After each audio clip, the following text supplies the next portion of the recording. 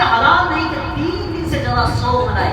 مگر وہ خاتون جس کا شوہر فوت ہو جائے وہ 4 مہینے اور 10 دن سوگ منائے۔ یہ لمٹ ہے سوگ کی، 4 مہینہ 10 دن کے بعد قیامت تک کوئی سوگ نہیں۔ تو مزید یہ کہ جس دن وصال ہو، ابو داؤد کی روایت ہے کہ فیہا نفخ فیہا قبض، کہ جمعہ کے دن کے بارے میں، کہ جمعہ وہ دن ہے کہ جس دن آدم علیہ السلام میں روح پھونکی گئی، اور جمعہ ہی وہ دن ہے کہ جس دن حضرت آدم علیہ السلام کا وصال ہوا۔